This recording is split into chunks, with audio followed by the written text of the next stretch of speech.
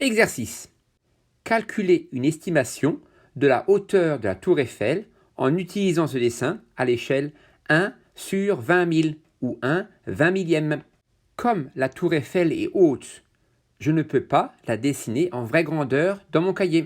J'ai donc pris une reproduction de cette tour. Cela signifie que toutes les longueurs de mon dessin sont proportionnelles aux longueurs réelles, mais avec une échelle de 1 sur 20 000.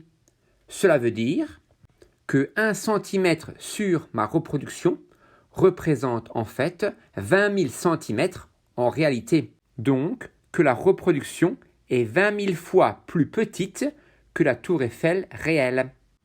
Or, la tour Eiffel sur ma reproduction n'a pas 1 cm de haut. Je vais la mesurer approximativement avec ma règle graduée.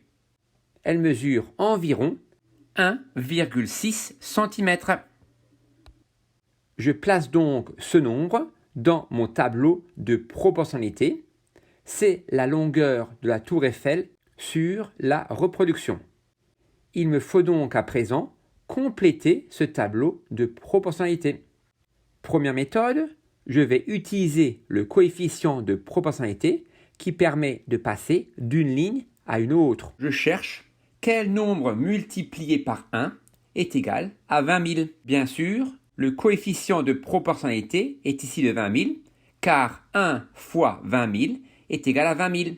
Ça veut dire que je multiplie par 20 000 les nombres de la première ligne pour arriver à la deuxième ligne. Je dois donc calculer 1,6 cm fois 20 000.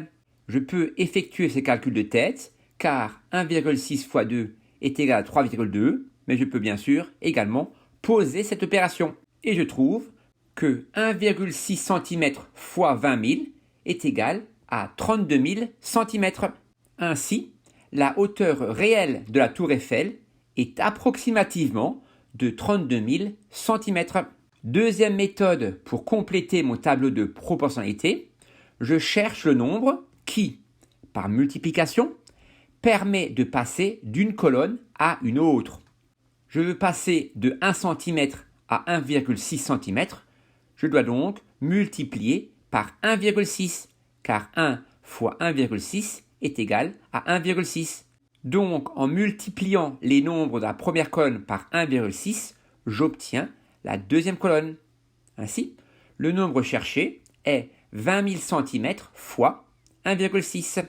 J'obtiens ici le même calcul que précédemment, et 20 000 cm fois 1,6 est égal à 32 000 cm. La hauteur réelle de la tour Eiffel est donc approximativement de 32 000 cm. Je vais convertir ce nombre en mètres. Dans le nombre 32 000 cm, j'ai 0 unité de centimètre, 0 dizaine de centimètres, 0 centaine de centimètres, 2 unités de mille de centimètres et 3 dizaines de mille de centimètres. J'ai donc placé le nombre 32 000 centimètres dans mon tableau de conversion. Comme je veux convertir cela en mètres, je vois que les unités de mètres est un 0, le chiffre des dizaines de mètres est le 2 et le chiffre des centaines de mètres est le 3. Ainsi, 32 000 cm est égal à 320 mètres. Et la hauteur réelle de la tour Eiffel est donc approximativement de 320 mètres.